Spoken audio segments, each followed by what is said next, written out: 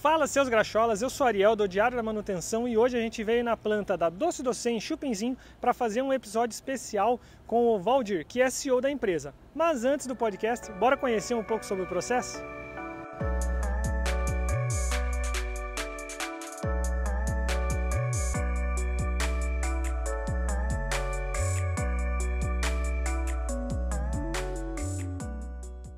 A gente está com o Rudy aqui, que ele vai explicar um pouquinho de como que funciona esse processo e lá dentro a gente vai mostrando para vocês os equipamentos que fazem o pão francês, que o nome é? JBT. Então, muito obrigado, Rudy. Agora dá uma explicadinha para nós como que funciona esse processo. Tá bom. Então, assim, hoje a gente tem aqui a parte dos silos, né, onde entra a matéria-prima, que é a parte das farinhas. Após isso, essas farinhas são direcionadas lá para as maceiras, né, é um processo automático. Entre isso tem a parte da pré-pesagem, né, que a gente faz todos os mix, que é pesado o fermento, e algumas pré-misturas para as outras áreas também, e o fermento é mais direcionado aí para a área de JBT. Após isso, o processo lá ele se mantém automático. A dosagem da farinha ela é dosada automático, e água também ela dosa automático, e ele faz a receita, né? Tem aproximadamente 500 kg de massa que são feitas em cada maceira que a gente tem lá na linha. Depois desse processo, ele vai passar por toda a linha, fazendo a parte de cilindro, né, que na linha manual. Bater a massa. Isso, ele bate na maceira, certo? Aí depois vai para a máquina, que é a parte de cilindragem. Vai indo até o corte, faz as fitas, que a gente chama, e depois a modelagem do pão, né? Após isso, ele entra para um túnel de congelamento, é um giro freezer. Ele fica ali em torno de 35 minutos, certo? E ele vai sair lá na área de embalamento, já congelado esse produto. Lá a gente tem as nossas embaladoras, né, que faz a parte da pesagem. Ele pesa o pacote do pão, leva. A gente tem também na linha um detector de metal e um cheque peso, né, que faz a conferência. Após isso é a parte vai para a paletização, né, e stretch. Isso é direcionado aí para a parte de expedição.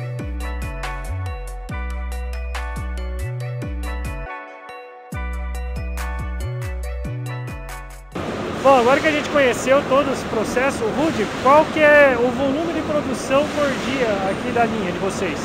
Essa linha ela tem a capacidade aproximadamente de 5 toneladas hora. A gente trabalha hoje com 3 turnos, né?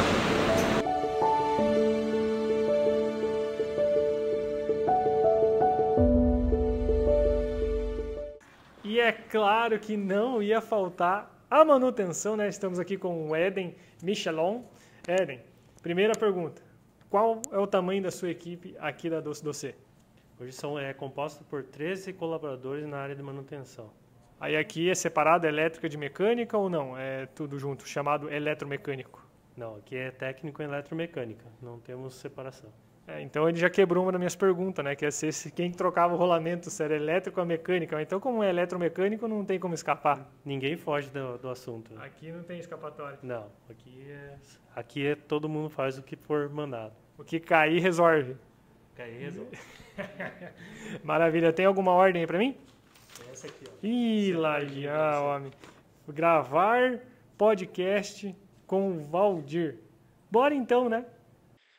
Diretamente da Doce Doce em Chupinzinho, estamos com mais um episódio do Manutenção na Escuta Podcast, né?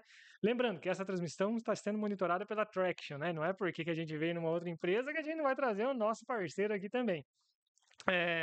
Durante a transmissão, peço para vocês se inscreverem aqui no canal do Diário da Manutenção para acompanhar os próximos episódios. Deixa o like aí também, se você gostou, se esse podcast foi bacana. Aí deixa um comentário também. E hoje a gente conseguiu trazer um CEO. Na verdade, a gente não conseguiu trazer e aí falou, não, nós vamos atrás de você então. Fomos convidados para vir aqui na Doce Doce fazer um episódio especial com o Valdir Carneiro. Seja muito bem-vindo à sua mesa e ao Muito nosso obrigado. podcast. Maria, muito obrigado pela presença. Um prazer recebê-los aqui. Eu fico muito feliz da presença de vocês e sinto-se à vontade. E tomo à disposição aí para responder as perguntas. Eu que agradeço aqui a abertura, toda a confusão, o fervo que foi para montar aqui o estúdio. Onde sempre que a gente começa o podcast, a gente fala para você se apresentar e falar um pouquinho da sua formação, dessa carreira, para se alguém que queira se espelhar em você, saber de onde que você começou e o que você trilhou para chegar aonde você está agora como CEO de uma companhia, né? Não, perfeitamente. Bom, eu sou nascido em São Paulo, né, nasci na capital, no registro do Ipiranga, mas os meus pais são mineiros, né? O meu pai já é falecido, a minha mãe é de Uberaba, né? E eu fui criado em Araxá, Minas, né? Que é onde eu comecei toda a minha história. E depois de um tempo eu entrei para a faculdade de Engenharia Química, minha formação, eu sou formado pela Universidade Federal de Uberlândia, foi onde eu comecei depois toda a minha carreira, e depois disso toda a minha história vem na indústria praticamente alimentícia, Mas né? você iniciou já com engenharia. Você não fez técnico, nada Não, antes. já iniciei em engenharia, né, engenharia química na Federal de Uberlândia, e aí minha primeira experiência, eu comecei como estagiário da área de qualidade, né, numa multinacional, que foi a Unilever, foi uma grande escola para mim, onde eu permaneci 6 anos. Trabalhei como estagiário de qualidade, tive várias passagens por setores como a área de produção, trabalhei em turnos, trabalhei na área de desenvolvimento de processos, depois eu tive uma experiência na área de planejamento, morei em diversas cidades, né, no caso comecei em Patos de Minas, Mas passo isso sempre na mesma empresa. sempre na mesma Sempre a empresa. mesma empresa. Passei de Patos de Minas para Goiânia, né, que a Unilever tem uma fábrica em Goiânia. Depois de Goiânia, eu me mudei para São Paulo. E aí depois vieram outras experiências. Trabalhei numa fábrica de batatas, que é a PI Brasil, onde eu tive a Desculpa, primeira... só na Unilever você fazia que tipo de produto? Essa fábrica específica de Patos de Minas, ela trabalhava com os molhos de tomate, Ah, né, o entendi. Sica e extrato de tomate, né, lembra do elefante, do jatalhão e tal. Sim. Aí em Goiânia eu trabalhei com produtos desidratados, com temperos, com macarrão instantâneo, com refresco em pó, né? Até me mudar para o corporativo, que é em São Paulo, né? Depois disso, eu tive uma nova experiência com batatas pré-fritas congeladas na Bem Brasil Alimentos e segui para outras empresas, como o Grupo J. Macedo, que aí entrou a farinha na minha vida, que praticamente não me deixou dar, talvez, dos últimos 20 anos, né? Trabalhei no Grupo J. Macedo, passando por 4 unidades, J. Macedo, a a fabricação. fabricação de massas, misturas para bolo, né? Fabricava gelatinas também, Entendi. fermento, que são as marcas Dona Benta, Brandini, Não conhece só Solo. pela marca, né? Esse A gente pessoal que não é da conhece mais, área, o né? pessoal que conhece mais em mistura para bolo, ela era marca líder, né? Em massas, a J. Macedo tinha uma disputa grande, e ainda tem, né? Com a M. Dias Branco, com a própria Grupo Selmi, a própria Vilma, são vários grupos, né? No caso de massa. E aí, depois disso, eu passei por uma indústria de chocolates em Uberlândia, que fazia balas e doces e chocolates lá em Uberlândia. Trabalhei depois, foi as minhas duas únicas saídas do mercado alimentício, que foram uma multinacional no setor de equipamentos médicos, que foi a General Electric, né? E aí trabalhei no Grupo Votorantim, né? Que foi uma unidade que, por uma consequência do destino mercadológico, ela acabou encerrando a operação e eu acabei saindo. E aí, então, entrei no mercado da panificação, como gerente industrial, em 2016, vim navegando nesse mundo da panificação, vai fazer 10 anos, no ano que vem. Passei 3 anos, 4 como gerente industrial, até me tornar diretor de operações. Assumi ali, né, uma função que englobava várias outras atividades e fui aprendendo um pouco mais sobre a parte financeira, sobre a parte comercial. Até que então, em 2023, eu chego na Doce Doce, aqui em Chopinzinho, e agora estou há um ano na posição de CEO da empresa, assumindo aí todas as áreas, todas as diretorias que tem debaixo da cadeira. Eu gosto de perguntar, porque quando eu tava ali, eu falei, cara, tem que fazer umas perguntas pancada, né, pra CEO. Não posso chegar lá, né, bobaião. Aí eu peguei, daí tava falando, aí eu falei até com o menor aprendiz ali, ele olhou pra mim com a pura, né, vamos dizer assim, meiguice, falou, mas o que que faz um CEO? Aí eu olhei pra ele e falei, boa pergunta. Boa O que que pergunta. faz um CEO? Então, o CEO, né, acho que assim, a primeira grande mudança, né, que a gente observa na carreira da gente, né, é que aquela desculpa de que o problema é de um setor, de que o problema é do outro, acaba, né? Todos os problemas são seus. Então, esse é um grande ponto. É uma perspectiva boa de se uma analisar. perspectiva boa. Todos os problemas são seus, né? Esse é o primeiro ponto. O segundo ponto, que eu acho que é muito importante, é que você passa a ter uma visão de liderança de pessoas muito mais forte, né? Você está muito mais antenado se você tem pessoas que estão desempenhando, se os times estão desempenhando de forma adequada, né, nas posições adequadas, e aí você passa a ser um grande gestor de pessoas, né, olhando do ponto de vista não só da performance, do acompanhamento, mas se elas estão engajadas, se elas estão preparadas, né, se você está tendo ali uma boa desenvoltura e se as peças estão, né, se as pessoas estão encaixadas da melhor forma possível. Né? Então, Esse é uma outra função. pensando assim, aí você deixa um pouco de ver processo tão para processo e começa a ver mais pessoas para Sim, tocar em não processo. tem como deixar, né? Porque o processo também vai estar sempre envolvido, mas vamos dizer que a sua agenda passa a ter uma presença ali, né? Uma participação muito grande sobre o tema pessoas. Pessoas. Né? E aí o outro ponto, que é bem clichê, né? É aquele cara, é a pessoa que vai dar o norte, né? Que vai dar a direção. Então, para isso que a gente traz e busca conhecimento do setor que a gente atua, né, para poder entender e colocar para todo o grupo diretivo, e isso faz o cascateamento, sobre o planejamento estratégico, né, que é o que a gente está objetivando. Então, vamos dizer, nós temos, se você olhar para a nossa missão, né, que está aí, a nossa missão, a nossa visão, tornar-se até 2027 uma empresa líder no setor de planificação. Né? Então, o norte está sendo dado e o time, né, juntamente comigo, está ali para nortear e fazer todo o cascateamento para direcionar a execução nesse sentido, para a gente chegar em 2027 ser uma empresa líder de planificação. Caminhar junto, então, no caso. Não, bacana. Acho que seria isso, né? Assim, resumidamente, o que se eu falo. Porque eu imagino que não, bem simples, né? Coisa simples. Quanto setor dá? Deve dar uns 30 setor, praticamente, né? Aqui, dessa parte de CEO também, vindo um questionamento sobre o que faz um CEO, é outra pergunta, parece boba, mas eu aposto que o pessoal em casa faz, né, também. Como que é contratado um CEO? Tipo, no LinkedIn, o cara chama, e aí, eu vou trabalhar na minha empresa? Como que vem essa abordagem da empresa? Como que é, não sei se é uma entrevista, como que foi no teu caso? Certo. Hoje, né, existe sim contratações de CEO por plataformas, né, por agências de hunting. Existem muitas agências especializadas na busca de profissionais. É lógico que são processos Falei me bobeando e não é que tem. que não são tão divulgados,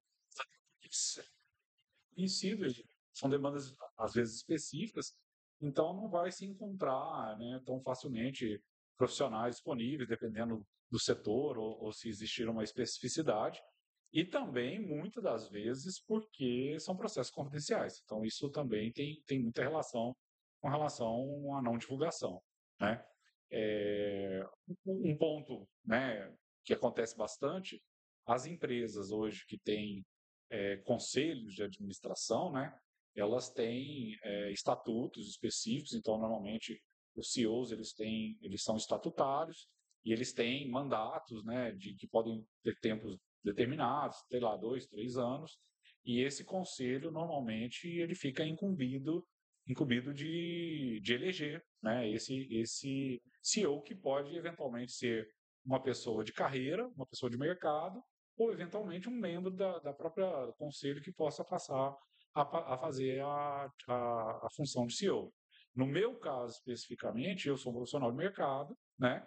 Eu vim traçando uma carreira dentro do mercado de planificação, passei por várias, né, por posições, principalmente dentro da área industrial de supply chain, adquiri uma bagagem, né? Eu brincava que eu era sempre o diretor de operações mais comercial que tinha na planificação, né? Porque entender as dores de todos os setores, né, é uma coisa que é muito importante para você ganhar robustez, ganhar envergadura para poder atuar, né? Se você vê só como um problema, o problema da outra área ou do outro, não entende a dinâmica daquela área, você não cresce, né? Você não consegue nem se promover e criar, né, um pensamento generalista e que possa ser abrangente para se tornar um CEO. No meu caso foi dessa forma e fui entendido por um conselho que estava ali, né, ainda talvez não 100% preparado, mas em condições de assumir, e assim aconteceu o ano passado. Tá, mas então, assim, você tem um conselho Uhum. ali, então dentro do conselho pode ser a própria pessoa do conselho, ele pegar alguém no mercado, que foi o teu caso, ou então ele... Ele pode, eventualmente, dependendo do conselho de administração da empresa, pode ter uma eleição de um próprio membro de um conselho Ah, sim, da administração que entendi. possa assumir a cadeira. E aí, esse CEO, ele é acima do conselho? Como que seria Não, ele essa... reporta ao conselho de acionistas, né? Uhum. Eles são, pô, ali, ele pode ser formado por fundadores, né? Ele pode ser formado por investidores, e cada um detém uma parcela, né, da empresa, e aí existem várias formas, mas a mais comum, né, normalmente, é com direito a voto ou sem direito a voto. E esse conselho com direito a voto, né, ele é que elege, né, esse CEO para poder ter a função. E aqui, por exemplo, no caso, a Grupo Doce Doce, ela é familiar ainda? Ela é uma empresa familiar, nós estamos completando essa semana, né, 32 anos Só? de existência, e hoje o nosso conselho é formado pelos fundadores, e também nós hoje temos um aporte de um fundo de investimento. Entendi. Daí Tá? para alavancar, no caso, né? Isso, sim, sim. Falando de Grupo Doce Doce, atualmente vocês estão em que patamar? Vocês fornecem para quantos estados, no caso? Eu acho que era 7. Hoje a gente tem 5 estados, a gente chega a ter um sexto, que é o Pará, que a gente tem um cliente esporádico, que faz compras esporádicas, mas a nossa atuação hoje ela está toda na região sul, pegando Rio Grande do Sul, Santa Catarina, e somos líderes, né, no estado do Paraná, e atuamos ainda em São Paulo e Mato Grosso do Sul. Daí o teu cliente principal é, no caso, os mercados, né? Porque eu estava Sim, conversando com o pessoal lá da operação, sim. que eu não me resisti, né? Vesti a roupa da empresa e fui lá pro meio do processo para ver como que Sim. funcionava. Hoje, né, o nosso maior foco são os varejos. A gente tem desde de mercados, supermercados, depende muito do número de checkouts, né, que são os caixas que a gente chama, até as grandes redes que têm várias lojas, né? Então esse é o varejo tradicional aí, é o modelo é o canal de venda que a gente tem maior volume. E além do. Esse, no caso, é o pão, né? Que eu esqueci o nome novamente. Pão francês. É, pão francês, mas Aham. você tinha falado o nome da linha, eu acho, né? Que eu tinha confundido. É uma linha automática, né? Isso. Muito legal, vocês viram no começo do vídeo, eles vão ver, né, antes desse episódio. É, e vocês têm também outras linhas que são mais. Não é manual que vocês falaram, né? São semi-automatizados, né? Isso, justamente. Quanto que essa venda ela é regional? Como que ela que é feita? Hoje, dentro desses 5 estados de atuação, né, a gente atua com um portfólio que é bastante relevante, nós temos quase 200 itens, e aí fica a gosto do cliente, né? Se ele entender que ele quer comprar todo o mix, se ele quer comprar uma parte, se ele quer Consegue comprar... personalizar, A gente então, tem no hoje caso. uma personalizado, temos um volume de clientes bastante grande, né, relevante dentro desses 5 estados. Não, muito bacana. Novamente, falando dessa posição Aham, de CEO, né? certo. A gente gosta de falar sempre sobre essa briga das áreas, você falou que tudo é problema seu, né? Aham. Na verdade. Mas dentro das áreas aí, do CEO, qual que é o maior foco, no caso, vamos dizer assim? É vendas, é indústria, principalmente vocês que é um ramo industrial, né? Uhum. Que é diferente de você ter um varejo, um CEO de uma loja, por exemplo, que Uhum. o cara vai querer venda, né? No caso, venda e fornecedor. Agora, vocês têm preocupação desde matéria-prima, né? Que tem essa preocupação e até o produto final. Sim. Como que é feita essa prioridade? Sim, todas as áreas são muito relevantes. É complicado você falar que, né, tem ali um maior foco, mas eu acho que é importante dizer assim, tudo nasce em vendas, né? Se você não tem venda, praticamente a sua razão de existir deixa de ter, né? Então, é muito importante que a gente tenha toda uma estratégia comercial traçada, né? A gente ter o que a gente chama ali de go-to-market, né? Um plano, um planejamento que envolve toda a sua forma de atuação, canais de venda que você vai atuar, regiões que você vai atuar, e como que você vai atuar, né? Então, esse é um primeiro ponto. A partir do momento que você faz isso e está fazendo isso bem feito, isso vai desde do processo de prospecção de clientes, né? De negociação, de fazer uma demonstração e depois disso você entrar e trazer o que a gente chama da positivação, que é o ok, aí você começa a entrar no mundo fabril, de logística, de supply chain, de indústria. E aí, com isso, tem toda uma cadeia por trás que nasce lá na produção de trigo, né? Porque o seu insumo principal para tudo isso é a farinha. Você tem que ter um fornecedor que te forneça uma farinha com qualidade, que ele tenha toda uma preocupação ali com a qualidade, com a entrega, né? Que não falte. E aí, a partir disso, vem toda a cadeia que envolve a indústria, produção, qualidade, manutenção, a parte de planejamento, logística, de forma que o produto chegue corretamente ao cliente. Obviamente, tudo isso tem duas áreas mega importantes, que são a área de pessoas, né, que tem que permear e cuidar para que tudo, né, a gente ter as pessoas, como eu falei, corretas, fazendo as atividades delas, que elas possam estar se sentindo bem, para que elas possam estar com saúde, né, com segurança, e toda uma área de administrativa, de back-office, que está ali monitorando e ajudando, né, e consolidando todas as informações financeiras, né, de TI, tudo que envolve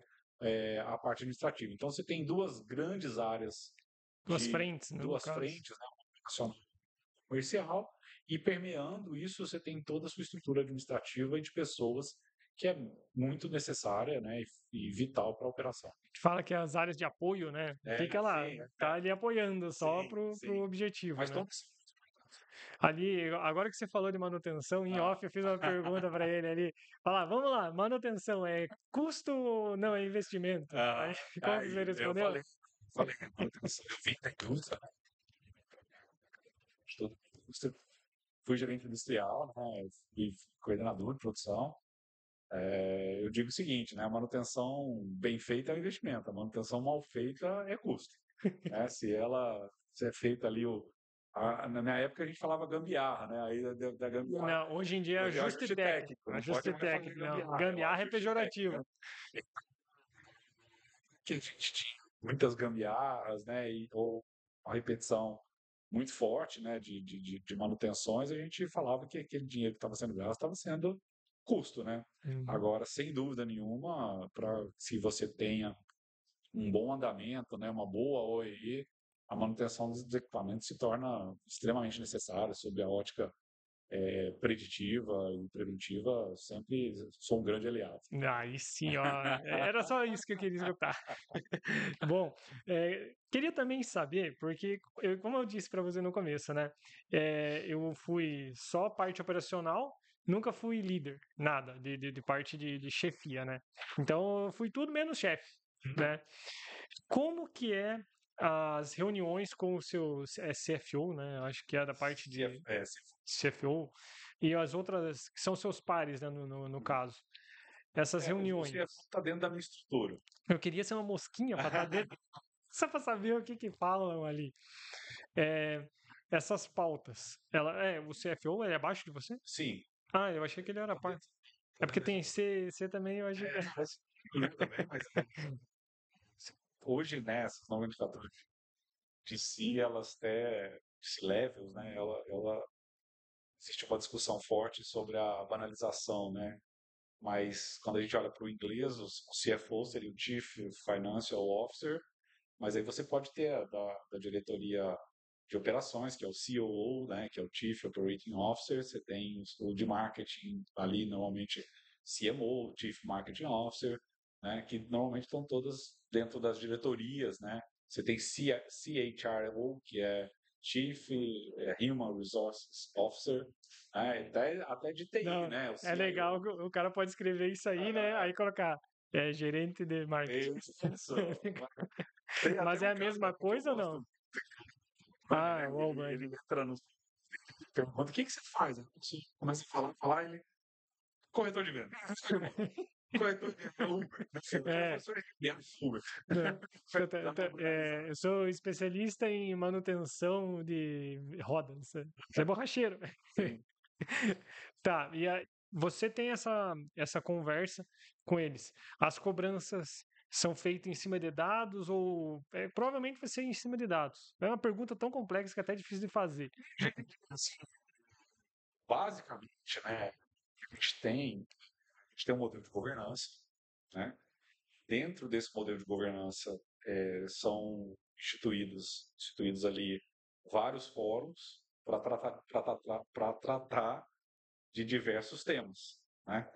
Então, você tem um fórum de pessoas, você tem um fórum de resultados, você tem um fórum para tratar causas trabalhistas, sei lá, né? E aí esses fóruns têm as agendas, né? Então, você perguntou dos dados, a gente tem fórum de resultados, a gente vai fazer avaliação dos resultados mensalmente e para aquilo que está indo bem, beleza, vamos para o próximo.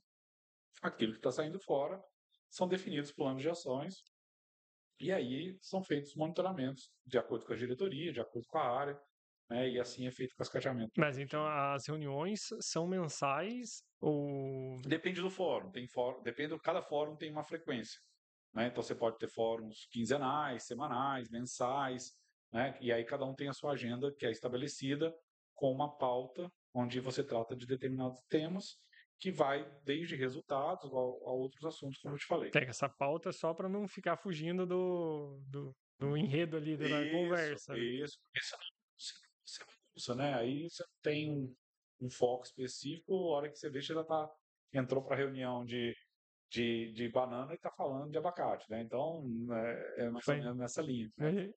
Por isso que o modelo de governança corporativa ela é muito importante para isso. Né? Você trate adequadamente cada tema na frequência, no horário, né? E com as decisões, resoluções que precisam ter. Né? Entendi. Aí, todo esse papo é muito novo pra mim. Igual na hora que você começou a falar os termos em inglês lá, eu falei, meu Deus, isso aqui que eu não fiz, o curso de inglês, cara, não tô entendendo nada, isso aqui. E aí, é igual, quando você falou isso aí, quais são as habilidades que um CEO tem que ele é imprescindível ele ter, no caso igual? Basicamente, né, assim, a gente fala de tudo, né? Eu te falei ali alguns pontos que o CEO ele tem que ter, né, na condução, né?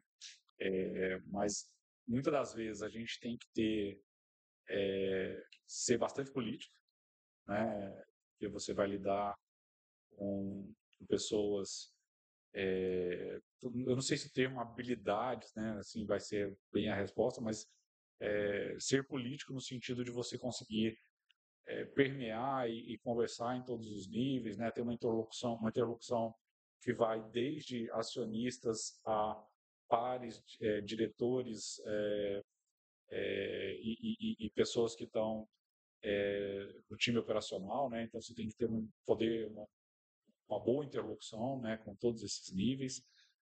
Outro ponto importante que eu levo assim para a minha carreira é a humildade. Né? Eu acho que manter-se humilde primeiro que não custa nada, né? E segundo que ninguém é melhor que ninguém. Então, acho que isso é uma das coisas mais relevantes que eu aprendi. Logicamente, cada setor, cada empresa, né? A gente vamos lá para o inglês de novo. Tem o que a gente chama de fit cultural, né? Então, isso também é muito importante entender as origens da empresa, né? Onde que ela nasceu, como é que ela foi, né? Como é que ela iniciou, como é que ela foi concebida ali, para entender se o seu perfil de atuação, a sua história também faz sentido, né? Então acho que é uma combinação de uma série de fatores aí. Mas é um ponto bem interessante esse que você falou, porque a gente sempre pensa como se o fit cultural da empresa você tivesse que se moldar a ele, né? E na verdade eu acho que seria o mais interessante é justamente você ver que bate. Não quer dizer que você não possa se moldar, né? Mas é importante você eu gosto muito de um cara que eu sigo, que é o Lázaro do Carmo. O Lázaro do Carmo, que ele foi CEO do Silvio Da Santos, Silvio Santos, né, há um bom isso. tempo. Né? Então ele fala assim, empresa forte, cultura forte, né? Líder forte e cultura forte. Então, quando você tem uma cultura que já está consolidada e ela é forte, né? Você chegar, muitas das vezes esse é um grande motivo de problemas nas empresas, que às vezes uma pessoa chega, mete o pé na porta, quer mudar tudo e tal. Nesses casos especificamente, você manter a cultura forte já é um desafio, né? Agora, você querer mudar tudo, eu particularmente não vejo isso como sendo o caminho quando o ambiente já tem uma cultura forte, que é o caso aqui nós da Luz do Sul. É isso que eu ia comentar. Sim. Eu ia falar que aqui, pessoal, como você disse, parece tão natural para eles seguirem ali os procedimentos, né? Eu trabalhei em indústria alimentícia, mas é outra pegada, né? Frigorífico a gente fala, né, quem veio de frigorífico tá pronto para guerra, né? Trabalhava no frigorífico lá, que o pessoal brincava e falava, cara, a melhor vida que tem aqui é os frangos que morrem, porque nós só sofremos aqui. Você tem ideia? E aqui eu vi mesmo essa parte da cultura do pessoal. E falando realmente em cultura, quando você colocou nesse patamar, quando a tua empresa já veio com uma cultura estabelecida, né? Você está um ano e pouco aqui, né? Uhum. Você trabalhou em alguma já que não tinha essa cultura, você teve que desenvolver ela? Como que você faria? Sim, assim, eu posso te dar alguns exemplos, né, de empresas que talvez estivessem um pouco menos estruturadas, né? Fala só a empresa tal, porque vai que eles ficam magoados comigo, né? Acho que isso faz parte e a gente fala muito sobre a dor do crescimento, né? Então, assim, passar por um processo de formação de cultura ou mudança de cultura, muitas das vezes é bom, tá? Não, isso não quer dizer que vai ser sempre ruim ou que vai ter alguma coisa ruim, né? E isso significa crescimento também. Então, muitas das vezes, quando você tem um empreendedor, isso é muito louvável, é muito digno, né? E que consegue perceber que a partir de um determinado momento, que esse às vezes é um ponto bastante difícil, né? Ele consegue perceber que daquele patamar em diante ele precisa mudar a gestão ou que ele precisa profissionalizar.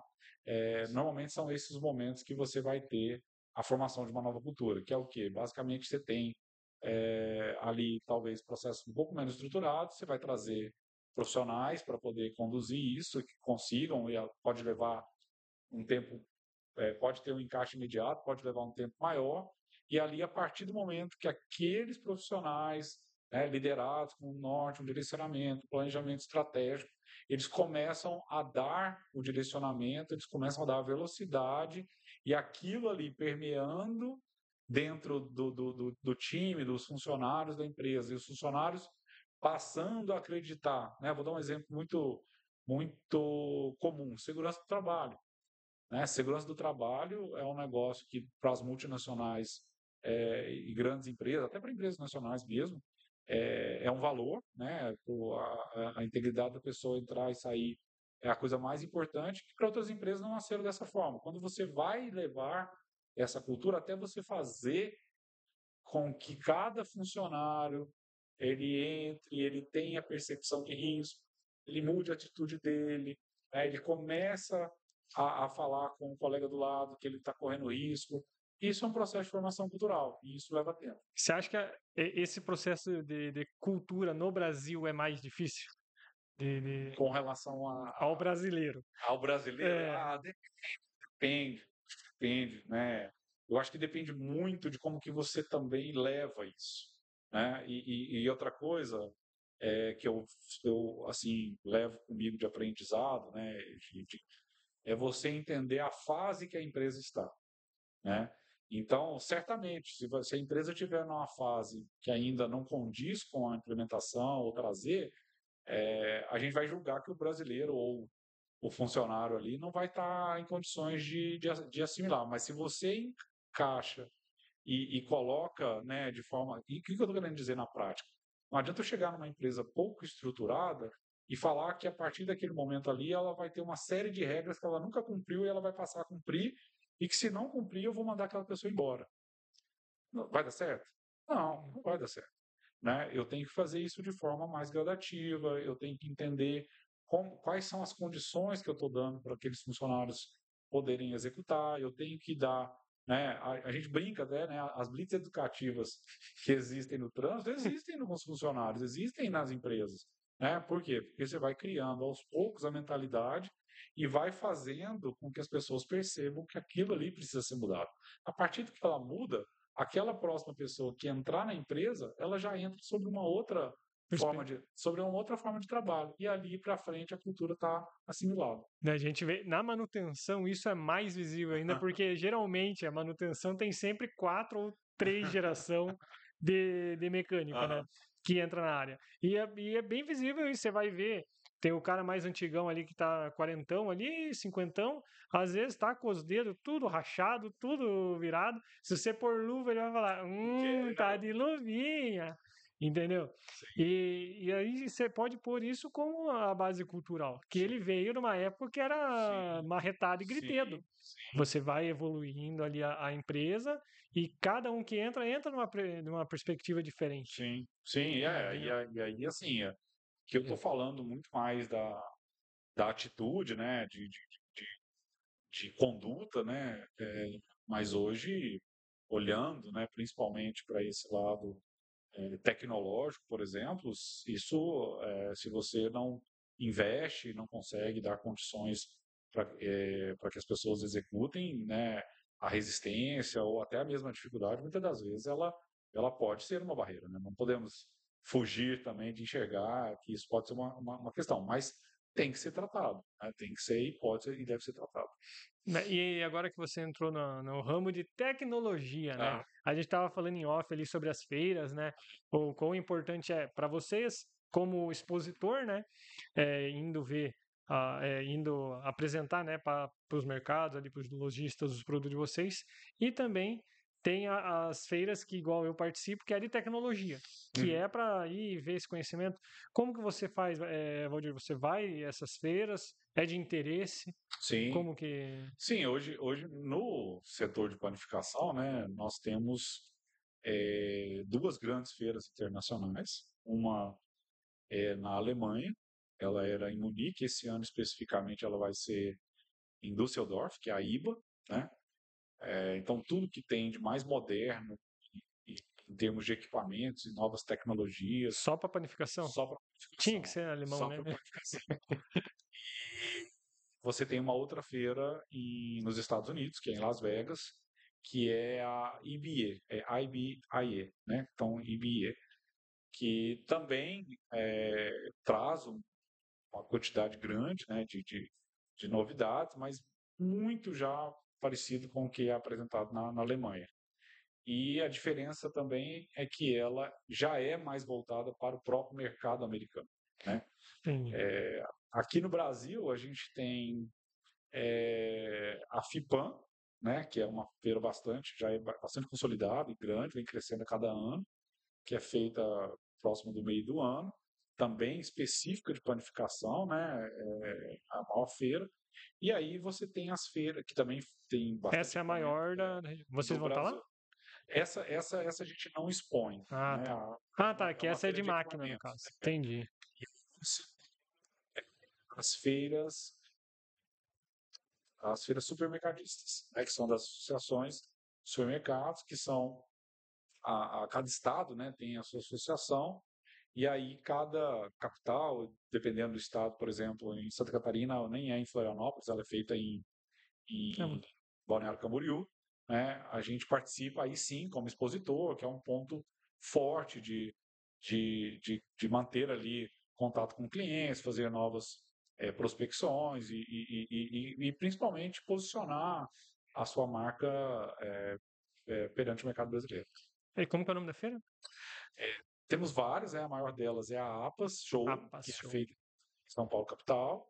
E aí você tem, no caso da nossa atuação, a gente tem a APRAS, que é do estado do Paraná, você tem a ACATS, que